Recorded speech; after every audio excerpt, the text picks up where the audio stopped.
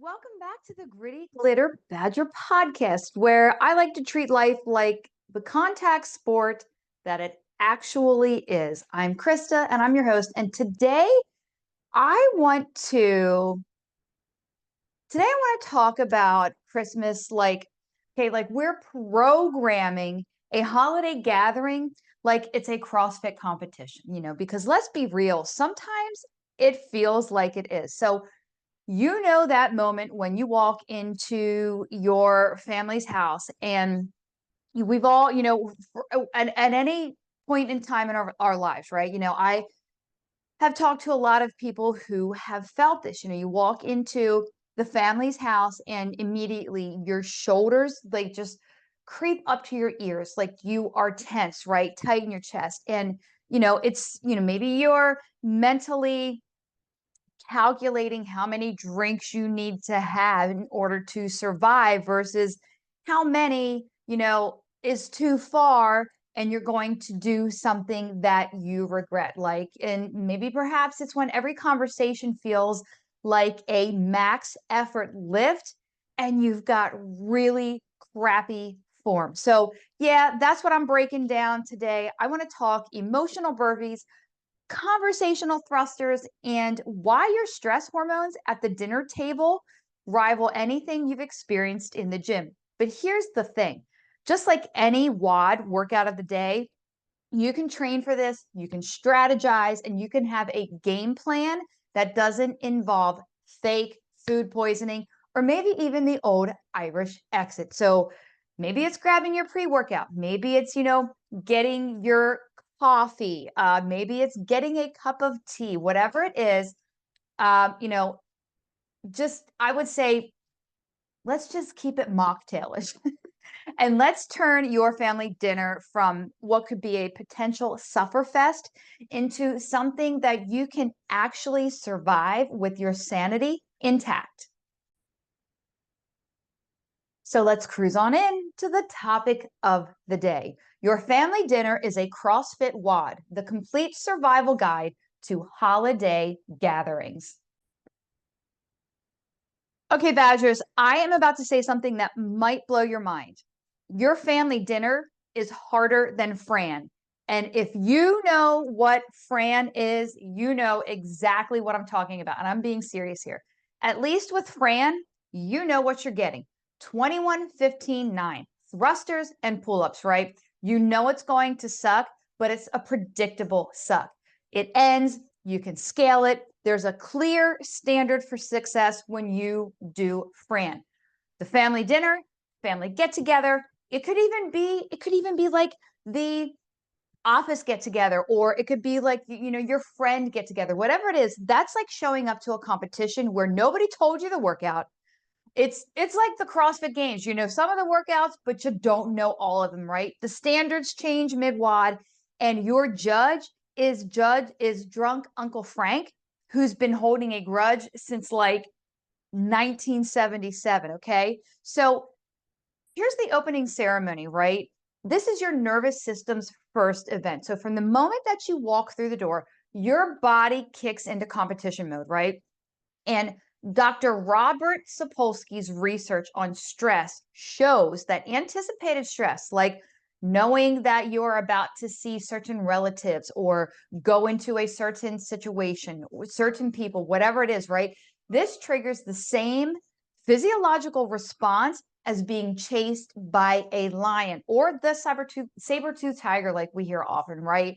And your HPA axis, which is the hypothalamic pituitary adrenal, it fires up, right? And it's flooding you with cortisol, like on overdrive, before anyone's even asked you about anything, about your life choices, why you're doing what you're doing, right? Because you have anticipated all of this, right?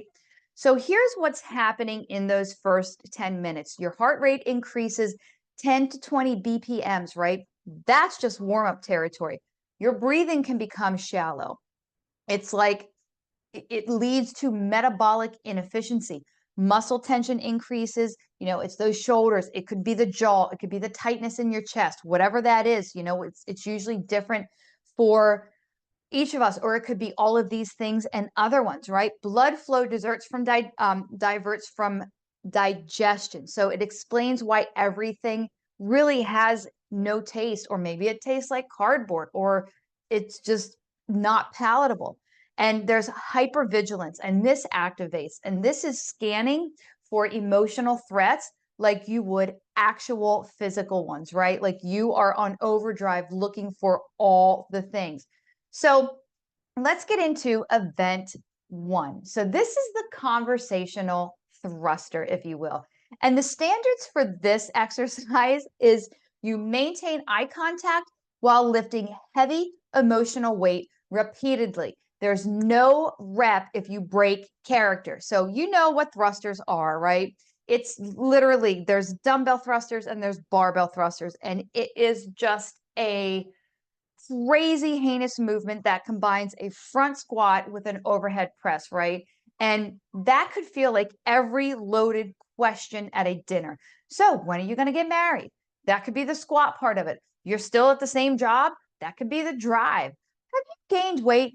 That could be the press. Must be nice to have so much free time. That's the lockout, right? And Dr. John Gottman's research on emotional flooding, it shows that these conversational thrusters, which I'm calling them conversational thrusters, creates a cumulative stress load, right? So each rep doesn't just fatigue you, it's actually depleting your emotional glycogen stores. So by that third round of why aren't you more like your cousin, you're running on fumes. So let's talk about event two. One of my favorite movements. Not actually, it is emotional burpees. So here's the standard for emotional burpees. Drop everything when triggered, hit emotional rock bottom, somehow stand back up and smile, like Barbie from the Toy Story movie. And then you repeat until failure. So the emotional burpee is that special move where someone says something that triggers you. That's the chest to death, the chest to floor, right? You feel all your childhood trauma activate. That's that struggle phase. You somehow compose yourself. That's when you explode and stand up, and you pretend everything's fine. And that's the jump and clap in the burpee. And Dr. Bessel van der Kolk's work on trauma shows that family gatherings often trigger implicit memories, right? What this means is the body memories from childhood that bypass your logical brain. And that's why it could be Aunt Margaret's passive aggressive comment about your outfit hits like a 20-foot rope climb. Your body has kept track. Your body has kept score, and it remembers every single time she made you feel small, or whoever it is, every single time they diminished you and made you feel small. Even if your mind doesn't remember, your body does. So event three, I'm going to call this one the political clean and jerk. And the standards for this one is explosive topic appears suddenly. So you have to redirect with technical precision or you suffer massive penalties. So nothing tests your psychological or your neurological capacity and your psychological capacity like someone dropping politics at dinner. We're already inundated enough by all the things.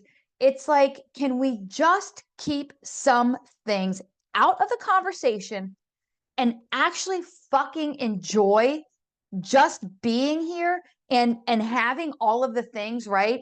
Dr. Jonas Kaplan's brain imaging studies show that the political beliefs activate the same brain region as a personal identity. So challenging someone's political beliefs, someone's politics, what you're doing is you are literally, it makes you feel like a physical threat to their brain, like they are physically under attack, right?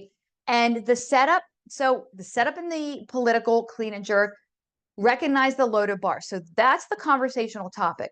Then the pull, redirect with precision. Hey, did anyone see that game? We've all heard that. How about those Mets, right? How about those Eagles?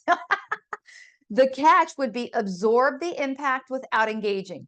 The jerk, that's the explosive topic change with authority, right? And then the celebration, internal fist pump when it works. So the science of family dinner and stress hormones. Dr. Shelley Taylor's research on stress responses shows something very fascinating. So in social situations, we don't just fight or flight. We also tend and befriend.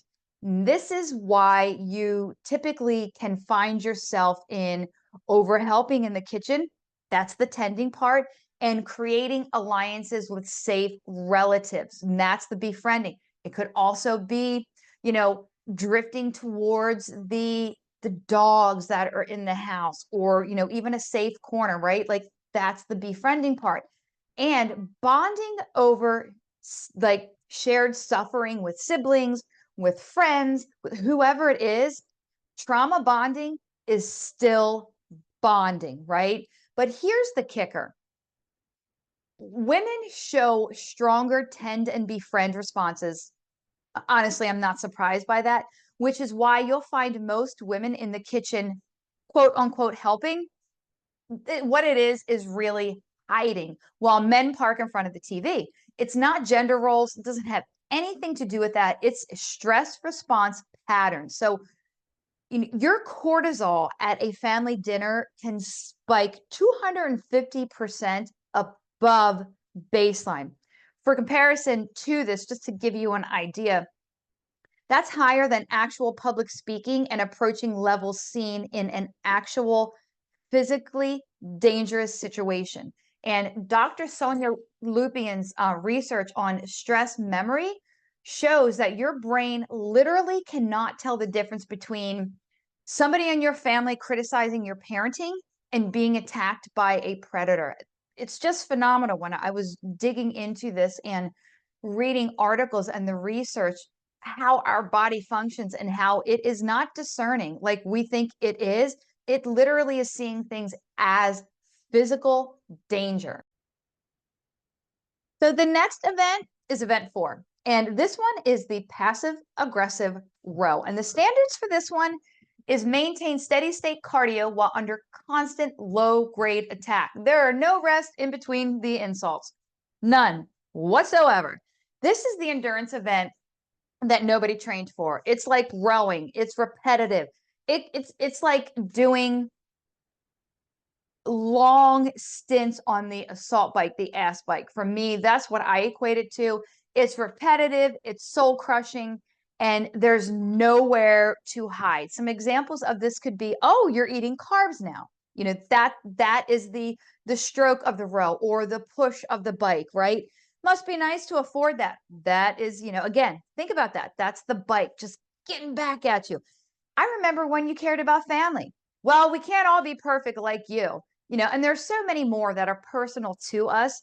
But Dr. Julie Gottsman's research on contempt shows these microaggressions create what she calls sulfuric acid for relationships. So each stroke erodes your emotional endurance until you're barely literally pulling the handle, or on the assault bike, you're barely holding on, right? So event 5, this would be the gift exchange complex. So there's definite standards for this one. Multiple technical movements performed under social scrutiny, and points are deducted for visible disappointment. So the gift exchange is like, it's a complex with constantly changing rep schemes that you're not even aware of, rules that you didn't even know changed, things that are happening that you weren't told, right? Maybe it's the fake surprise, right? Even though you saw it on Amazon, or it could be gratitude, gratitude deadlifts, to, if we want to put this akin to a movement, picking up emotional weight that you don't want, joy presses, lifting your face into a smile. Again, the Barbie smile, or thank you box jumps, explosive appreciation on demand. It's all performative because it needs to be, or there could be severe consequences because because of that, if you aren't. And Dr. Paul Ekman's facial coding research actually shows we can only fake genuine smiles for about 4 seconds, which this is so true. I have a story. for 4 seconds, per gift. So times 20, say 10 to 20 relatives, that equals 80 seconds of max effort facial work. And your zygomaticus major, that's your smile muscle, right? Will be more sore than your quads after doing wall balls. So my mom literally, and it has been passed on to all of my brother and sister and to my daughter. She could not fake the face. She couldn't. And actually, you know what? I don't even know if she could not fake the face. I think honestly, she just didn't want to fake the face, and we've all been gifted that. It might even be 1 second for us before our real emotion shows in our face. And it is what it is. I'm not doing it. We're not having it. But anyway, we would not do well in that complex. So we would have to strategize that very heavily. So mid-WOD fuel, or strategic eating under stress. Okay. So again, I'm using these things metaphorically. But here's what's happening when you stress eat the entire cheese plate. And I'm talking about this because we've all been there. It's a way to take our mind off of things. And with all of the foods and drinks and things that are happening during the holidays, I just wanted to take note of this. But Dr. Alyssa Eppel's research on stress eating shows cortisol specifically drives cravings for high fat, high sugar foods. So it's not weakness, it's actual biology. And your brain is literally trying to store energy for the perceived threat. It's crazy. Like, it's automatically noting what is happening, and it's putting things in place to be able to deal with it. So the problem is, unlike running from predators, you can't metabolically burn off emotional stress by sitting at a table. So tactical fueling strategies could be, protein before you go. This will stabilize your blood sugar for steady energy. Strategic carb timing, save them for post-political discussion recoveries, and hydrate between alcohol. If you're drinking alcohol, hydrate. It's super uber important. Your liver's already processing stress hormones, and then you put the stress of having to process the alcohol, it's just going to put it into overdrive, right? So emergency snacks in the car for pre and post game fuel. So let's talk I'm like really I'm having trouble here today. Recovery protocols, because this Christmas WOD has no time cap. There's no, like, it's going to finish. There's no set number of rounds. It's not an AMRAP. It's an endurance event without a stop. So unlike CrossFit or any other type of training, hybrid training, functional, whatever it is, high rocks, family dinners don't have a clear end point. You need intra-workout recovery strategies. So this would be the bathroom reset. And you could even, if you have a smartwatch, or it could be on your phone, you could set a timer every 45 to 60 minutes. It's just going to be the bathroom reset. You're going to go to the bathroom and you're going to do 4, 7, 8 breathing. And that would be inhaling 4, you're going to hold it for 7, and then you're going to exhale slowly for 8. Cold water on the wrist, right? This is your vagus nerve activation. You could do a power pose for 30 seconds. Dr. Amy Cuddy's research shows this drops cortisol by 25%. Maybe you have an affirmation. I'm choosing to be here, right? Agency will help to reduce stress. The kitchen assist recovery. We already touched on this a little bit. Dishwashing. Freaking love me a good dishwash. Equals bilateral stimulation. It's like EMDR therapy, okay? Repetitive motion is parasympathetic activation. Alone time equals a nervous system reset. Plus, you're going to look helpful as fuck. They're like, God, look how helpful she is. Thank you so much. That has really helped me out. You're going to be like the winner, right? The strategic walk. Need anything from the car? Is a 5-minute recovery window. Take the dog out. Everybody really appreciates when you take good old Fluffy out for whatever it is. It could be 10 minutes minimum. Hey, I'm going to take Fluffy for a walk, or I'll take Fluffy outside. Don't you even worry about that. I got this covered. Going for air. And this is only after establishing you're not storming out. Leaving in a huff defeats the purpose altogether. Another one, movement metabolizes stress hormones, right? You can literally walk it off. So I, listening to Dr. Andrew Huberman, and he's talked a lot about advanced breathing strategies that can happen in real time. And he's done research, and this gives us tactical breathing for different dinner scenarios, holiday scenarios. So there is the physiological sigh, and this is for acute stress. So it's a double inhale through the nose. It fills the lungs completely. It's a long exhale through the mouth. And then it's the fastest way to calm the nervous system. And you can use it when Uncle so-and-so starts, whatever it is he's on, or Aunt Petunia starts her passive aggressive, attacks, or whatever it might be. There's also boxed breathing, and this is for sustained endurance. So it's 4 counts in, 4 hold, 4 out, 4 hold. And Navy SEALs use this under pressure. It's perfect for long dinner conversations, and it maintains steady state calm. So 4-7-8 breathing, this is for anger management. It's this when you want to flip the table like Teresa Giudice on The Real Housewives of New Jersey, right? This will activate the parasympathetic nervous system. It's better than wine for emotional regulation, and it actually works in under 90 seconds. Now let's talk your post-WOD recovery protocol. So the workout doesn't end when you leave. Dr. Matthew Walker's sleep research shows emotional stress actually requires specific recovery.